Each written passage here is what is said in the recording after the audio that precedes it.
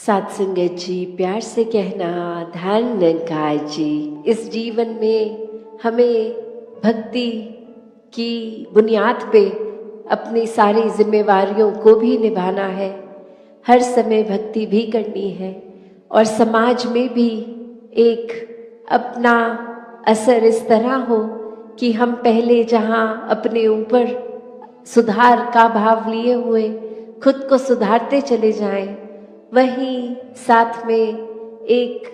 प्रभाव समाज पे भी इस तरह रहे भक्तों का शुरू से ही कि अपना भी कल्याण है, औरों का भी कल्याण है। कोई भी काम भक्त किसी भी समय एक सेल्फिश होके सिर्फ अपने लिए नहीं करते। भक्तों को तो यही मन में होता है कि हर एक के दिल में ठंडक पहुँचे, हर एक के दिल में एक आराम हो, हर किसी के लिए एक भाव शुद्ध, हर एक कोई परमात्मा का ही रूप तो बहुत ही पूजनीय। किसी को भी भक्तों ने कभी चोट नहीं पहुंचाई और हमेशा भाव मन के ऐसे ही रहे कि अगर किसी को किसी तरह का दुख तकलीफ है भी तो कैसे वो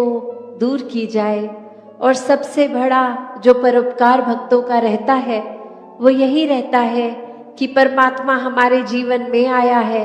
हर एक के जीवन में आए। जो अभी तक इस परमात्मा को देखे नहीं है, जिन्होंने अभी तक ब्रह्म ज्ञान नहीं लिया, वो भी कैसे अपने जीवन में एक रोशनी हर समय की ला सकते हैं। क्योंकि ये टेम्पररी अगर हम बात करते हैं तो कोई भी चीज़ हमें कुछ देर के लिए, अगर अभी डे टाइम है तो कुछ घंटों बाद अंधेरा हो जाएगा, नाइट हो जाएगी। तो ये रोशनी इस तरह तो दिख रहा है अभी सब कुछ, पर ये हमेशा की नहीं है। पर जो परमात्मा है ये सच है, ये ट्रूथ है, ये ओमनी प्रेजेंट, ये निराकार, ये हर समय की सच्चाई है, हर समय की रोशनी है। भक्तों ने यही समझाया है कि जितना ज़्यादा इस परमात्मा के साथ मन को जोड़ेंगे, इसके एहसास में रहेंगे, हर काम में इसको शामिल करेंगे, तो फिर एक ये मन डामाडोल नहीं होता, मन में कोई उदासी कोई खुशी के भाव अपना प्रभाव असर नहीं छोड़ते। क्योंकि प्राथमिकता इस मन ने परमात्मा को बना लिया है और फिर ये प्रायोरिटी बेस जब इस परमात्मा को ही हर समय दिमाग में दिल में रखते हैं तो बाकी चीज़ों का असर उस तरह नहीं होता कि कोई अगर बिजनेस में नुकसान है तो एक डिप्रेशन की ओर मन जा रहा है, या फिर कुछ इतनी उपलब्धि मिल गई, अचीवमेंट मिल गई कि इतनी खुशी कि औरों के बारे में फिर सोचना ही छोड़ दिया, खुद में इतनी ईगो ले आए, एक अपने आप को बहुत ही इम्पोर्टेंट बना दिया। तो बात वही कि कैसे हर एक में जहाँ हर किसी ने इस परमात्मा को देखना है, हर एक के अंदर वो कैपेसिटी है, वो पोटेंशियल है कि कैसे इस परमात्मा के सारे गुण, हम चाहे एक मनुष्य के शरीर में हैं पर परमात्मा जैसे देवीय गुणों से हम युक्त हो सकते हैं, ह्यूमन वैल्यूज से युक्त हो सकते हैं। ये मन में कंपैशन, काइंडनेस, दया, क्षमाशील होना, एक मन में प्यार का भाव, प्रेम का भाव, ये लव, ये सरेंडर, ये ब्रॉड माइंडेड होना, हर एक को एक्सेप्ट करना, हर किसी के लिए वही भाव हो कि ये इंसान से बहुत कुछ हमें सीखने को मिल सकता है। दिल कारण ना ढूंढे कि कैसे किसी से भी नफरत की जाए, हर किसी से फिर वही बात जो अभी सत्संग में भी हम सुन रहे थे कि ये एकत्व जब इस्टेब्लिश हो जाता है, ये वननेस स्थापित हो जाता है, तो वो वननेस कोई उस बात की बात नहीं है कि हर कोई एक जैसा दिखे। एक फिजिकली तो हर किसी के शक्ल, आकार, फीचर्स एक बहुत ही अलग हैं। कोई किसी रीजन के होते हैं तो एक ज्योग्राफिकली रहने की वजह से उस तरह एक कल्चर और अपीयरेंस से खाना पीना वैसा हो जाता है, और दूसरे कहीं देश में, किसी और राज्य में, अपने देश में भी हो तो वो एक अपीयरेंस वाइज तो अलग हो सकते हैं। बट जो अभी कॉमन थ्रेड की भी बात हो रही थी कि ये परमात्मा ही है जो जहाँ पूरे ब्रह्मांड में है, एक वो कनेक्शन हमारी इस परमात्मा से जब है, तो संसार के हर इंसान से हर कोई अपना है, हर एक में ही परमात्मा का वास। तो कैसे जब इस परमात्मा से प्यार हो जाता है, इस परमात्मा के अलावा फिर और कुछ दिखता ही नहीं है, हर एक में ही दिखता है, तो फिर ये भाव वही आ जाते हैं कि ये संसार बहुत ही सुंदर है, हर किसी में बहुत कुछ सीखने के लिए है, और किसी की फिर बात दिल पे चोट नहीं देती, क्योंकि फिर वही लगता है कि कोई वजह होगी, किसी का दिन अच्छा नहीं जा रहा होगा, शायद किसी की तबीयत नहीं ठीक कि इतनी इरिटेशन हो रही है, इतना तंग हो रहे हैं कि कुछ खराब हमें बोल रहे हैं। तो बात वही कि हर किसी के अंदर जब ये परमात्मा दिखता है तो एक अच्छाइयों को ही भक्त उठाते हैं, किसी की कमियों को इस तरह संसार के आगे नहीं उछालते।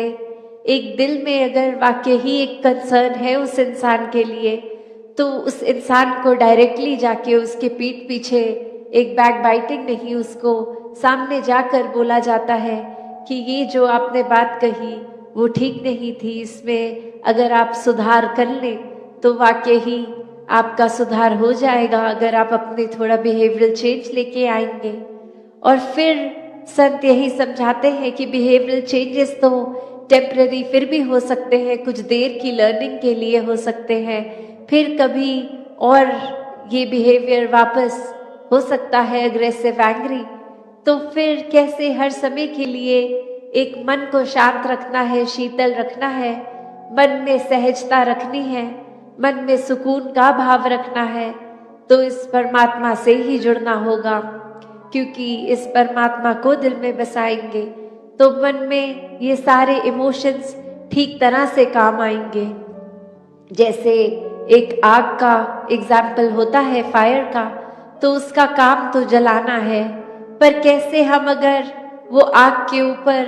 कोई तवा रख देते हैं तो वो उसको रोटी बनाने के भी फिर वो आग ही काम आती है। वो हीट अगर बहुत ठंडा दिन है तो कैसे एक फायर प्लेस में डाल देते हैं, एक बॉन फायर करके, उससे हमें आराम ही मिलता है।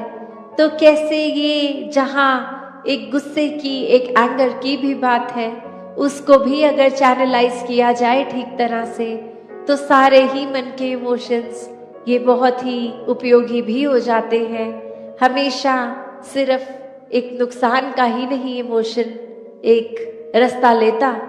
तो कैसे अपने आप को अगर सही तरीके से रखना है, सही रास्ते पे रखना है, सही सोच, सही दिल के भाव, सही बातचीत के लिए वो शब्दों का प्रयोग मन में हर एक को एक आराम देने के भाव से किया जाए, तो फिर एक सामने वाले का भी हम वो सुधार कर लेते हैं। शुरुआत चाहे अपने आप से ही करनी है, पर फिर भी अगर किसी की कोई एक बात ठीक नहीं तो उसको बहुत आराम से कन्वे करके एक वो अटेन जो करना है, जो अचीव करना है, वो चेंज भी सामने वाले में दिखेगा। तो कैसे हर एक के लिए संतों ने हमेशा एक बहुत ही दिल से एक प्रयत्न किया कि जहाँ ये आत्मा का कल्याण हो, ये आत्मा का इस परमात्मा से मिलन होता है। ये जो मन के भक्ति वाले भाव हैं कि कैसे ये इंसान अपने अंदर के जो मानवीय गुण हैं उन गुणों को हमेशा एक बढ़ाता चला जाए, और अगर इस मनुष्य चोले में आया है, मनुष्य का शरीर लिया है, तो कैसे वो शरीर का एक हमेशा सदुपयोग ही हो। वो मानवीय गुण अगर नहीं है तो होए कैसे, एक इंसान में सिर्फ प्रेम, प्यार, निम्रता, करुणा, दया इत्यादि जो भी अच्छाइयाँ होनी चाहिए, अगर हम मनुष्य बन के आए हैं तो क्या हम में है वो अच्छाइयाँ कि नहीं, इसका हम खुद ही वो सोचें। और किस तरह अपने जीवन में वो लानी है अपने अंदर, वो सत्संग रूप का जो सहारा रहता है, सेवा का, सुमिरन का। और सबसे पहले तो ये बात कि कैसे हम अपना असली जो हमारा एक आइडेंटिटी है, हम असली में क्या हैं, हम कहाँ से आए हैं, कहाँ को मृत्यु के बाद जाना है, और अब जीते जी कैसा जीवन बिताना है, जब ये सही सलीका पता हो, ये तो युगों युगों से संतों ने बताया है कि ये बस ब्रह्म ज्ञान ही है कि जब ऐसा ये अनमोल रतन झोली में पड़ जाता है तो फिर यही बात होती है कि हमारा मुख उजला हुआ है और अब हमें वो समझ है कि ये ब्रह्म ज्ञान रूपी दात हमारे पास आ गई है। तो कैसे ये जीते जी भी हमारे लिए ये बहुत उपयोगी है और मृत्यु के बाद यही है जिससे मोक्ष और मुक्ति का जो बात आती है। तो दातार सभी पे कृपा करे कि ऐसे ही सेवा सुमिरन सत्संग करते हुए अपना जो इस प्रभु परमात्मा निरंकार पे